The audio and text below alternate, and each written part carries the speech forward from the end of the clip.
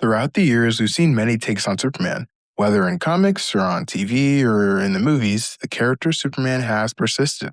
Through these iterations, Superman has developed distinct traits that set him apart from every other hero. These traits can be summarized into three qualities. Superman is powerful, Superman has a strong moral character, and Superman gives hope. Any version of this character that hits all these points is Superman. 2025 Superman is not Superman, and it's not even close. To start, I am a massive DC fan. Superman is in my top 5 heroes. I've watched all of his previous takes, Reeve, Cavill, Ruth, as well as all of the DCAMU, Superman and Lois, and My Adventures with Superman. So when I went to the theater in July, I was hopeful for a defining take on the character. What did I find? Despair. Superman is better than us. He's better than you, he's better than me. He can make mistakes, but the core of his character is that he's the ideal person. His strong moral character is essential to his identity. His main goal is to save lives, so understandably, when we first hear of the actions that led up to the start of Superman 2025, the catalyst of the movie being that he intervened in a foreign war and saved lives is right on brand. Why did he save lives? Because people were going to die. Plain and simple. He tells Lois this, and while I think the fact that it became an argument is pretty childish, Clark hits on all the right points. Already starting off good. The baseline has been laid. Superman does not let people die. Unfortunately, they don't stick to this idea at all. Even before that scene, we saw the Hammer of Bravia attacking Metropolis. And I'm not gonna lie, he is not doing a good job of saving people. What do you mean Superman let the villain laser directly into a building full of people? Immediately we have to question, why couldn't Superman stop him? The answer is simple. This Superman is weak. This gotta be the weakest version we've ever seen. I'm patiently waiting for season 3 of My Adventures with Superman, and he's weak in that show. But he's not weak because he's sauceless and has no aura. He's weak because it allows the writers to create more even matchups and more interesting stories. Plus, he feels like the most powerful person in every scenario. I shouldn't be thinking in the back of my mind when I'm watching Superman 2025 if another superhero could put up a better fight. Now, you might ask, why does Superman have to be strong? The answer is, if Superman is not the strongest hero in Metropolis, then why is he a hero? Superman is a hero because he helps people and solves problems that others can't. His first appearance is him catching a car. I know I can't catch a car, and you definitely can't either. But what if in that same issue, the gosh dang Justice Gang swooped in from Narnia and saved the car? That is Superman 2025. There is not a single scene in the movie of Superman saving people in a way only he can. This makes him feel like just another superhero in his own movie. If Superman isn't super in his own film, he's not Superman. There are moments in this film where I feel like the movie is almost trying to make him look like a B-tier superhero. When he's fighting the kaiju, he's unable to control it.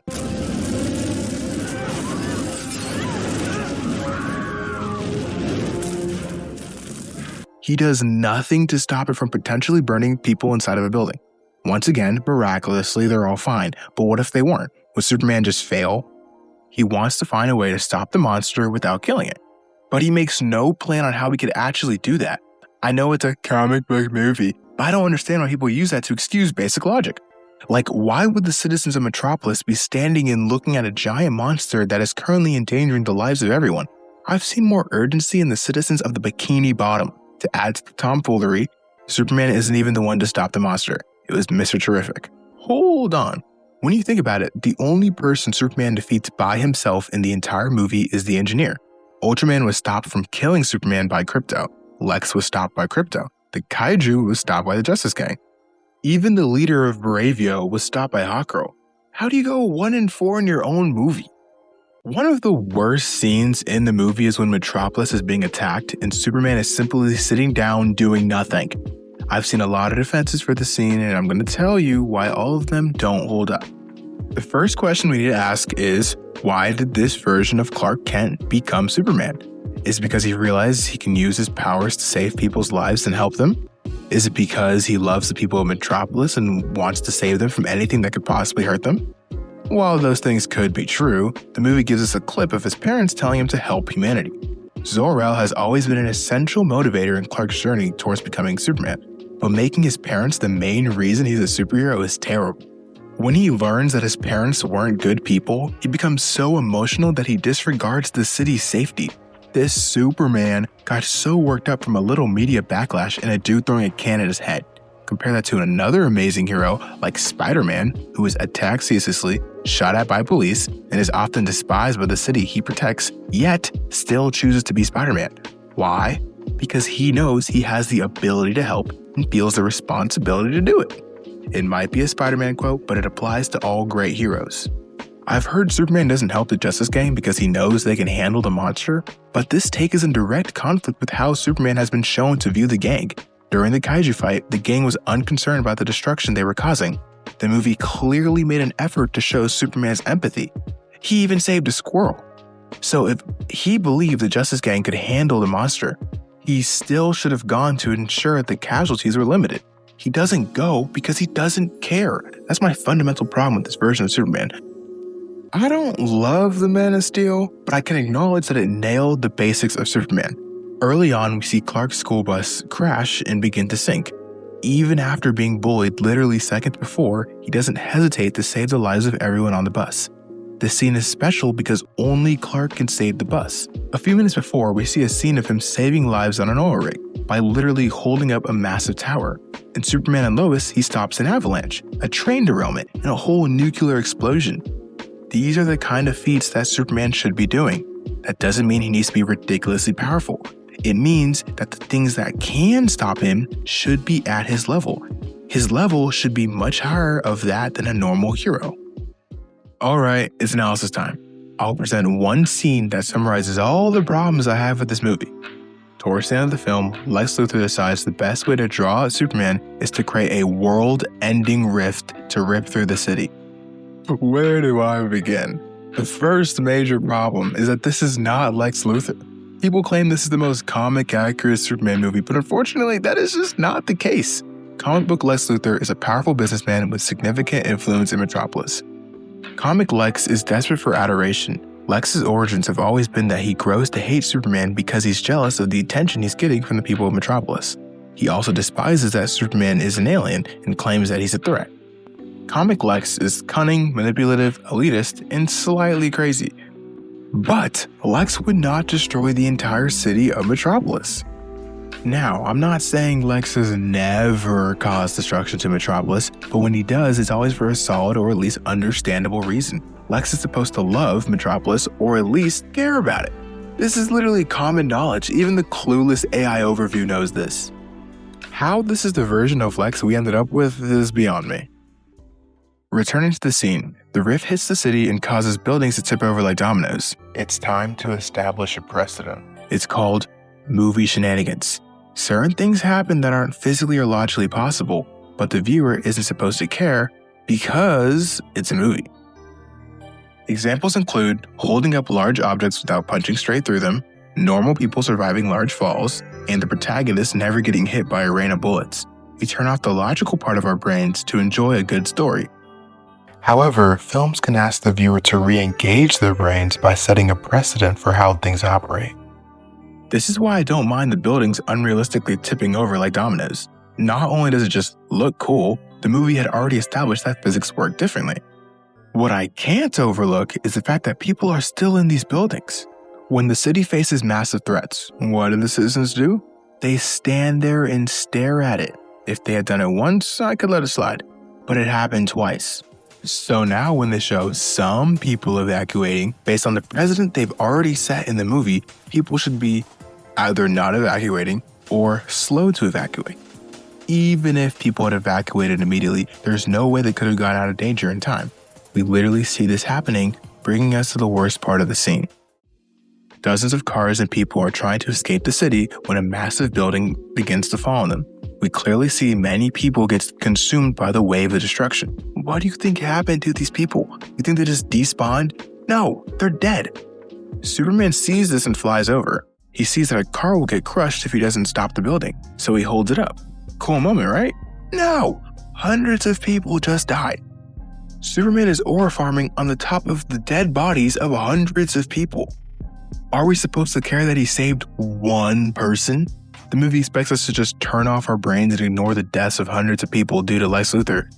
Superman's reaction here doesn't line up with what the movie goes great lengths to establish, that being that Superman saves lives. The whole movie, it is shown time and time again that Superman saves lives. This was his reaction when Lex killed one person.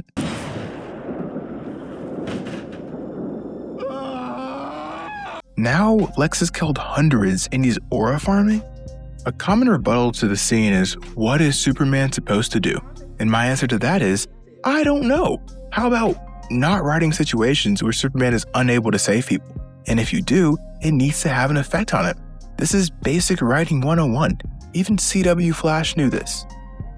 So summing up why this scene contains almost everything wrong with this movie. 1. It distorts comic characters to serve the plot. 2. It expects the audience to forget or disregard previously set standards. And 3. It forgets the movie's central message of Superman's empathy. I simply do not know what the takeaway from this movie is supposed to be. I do not want to be like the Superman, who is weak, impulsive, and inconsistent. What is even the message here? Is it that Superman is hope? Well, Malley thought so. Look where he ended up.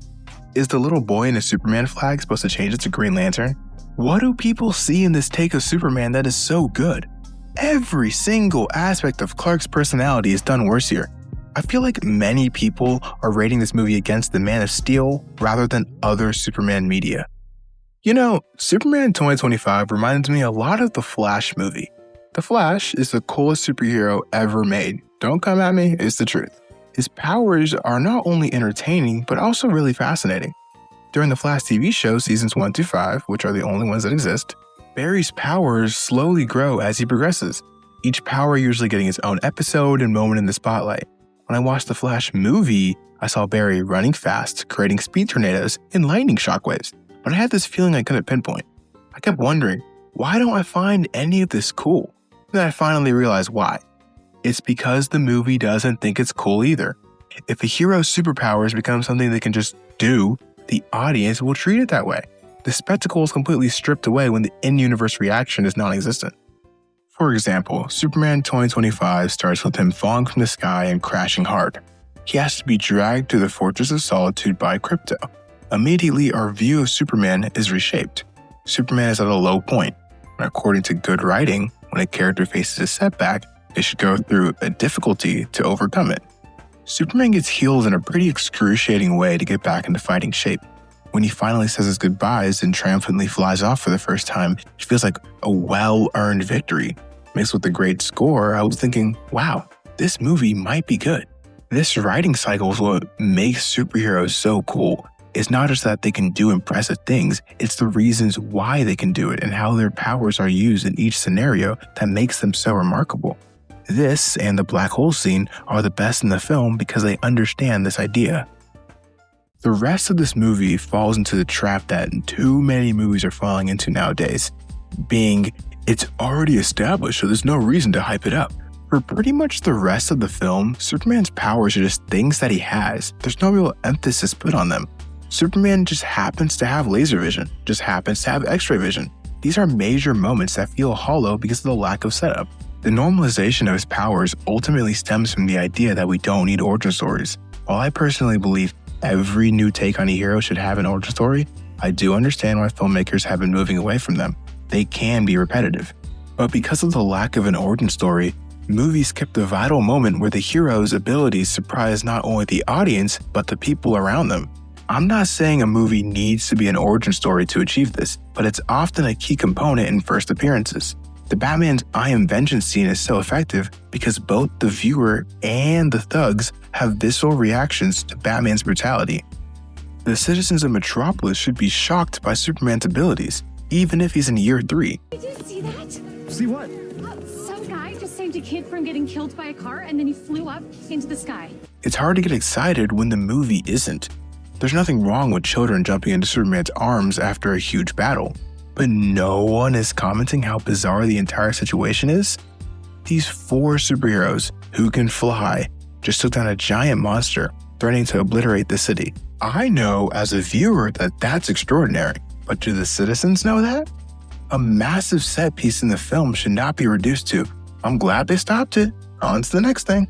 It makes the entire film feel fake. That's actually the last thing I want to touch on. Superman 2025 feels fake. The world of the movie doesn't feel real. I mentioned this earlier. A common defense is that it's a comic book movie. But what does that actually mean? Do people think that comic books are just this happy-go-lucky La La Land world where everything is cheesy and silly? Where do you think your favorite realistic superhero came from? They came from the comics. Comics are deep, intriguing, intense, and full of amazing writing. They are a medium through which incredible stories are made. A film being a comic book movie does not indicate a tone. This is the same uphill battle that animation has been fighting. Superman 2025 is goofy and unrealistic because they wanted it to be that way.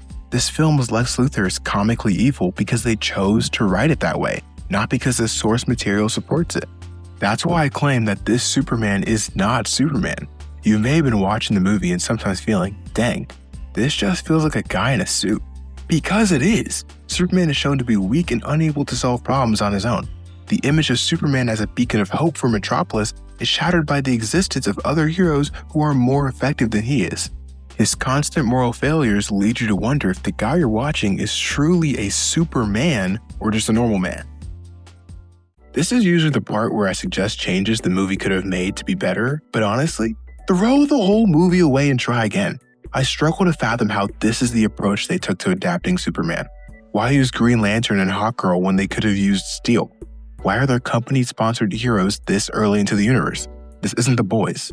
It was way too early to introduce the ability to clone using a single strand of hair, which has massive implications for future projects. Why have citywide destruction when that was one of the biggest complaints from the Man of Steel? I don't have changes to give because the base the movie is built upon is terrible. You made it to the end. I hope you see my passion for comics, films, and good writing. And I hope you know that I don't hate superheroes. This is the first video on the channel, so if you liked even one point I made, please leave a like. And if you really liked it, a sub would be very nice. I promise to be less negative in my next video. Grace and peace.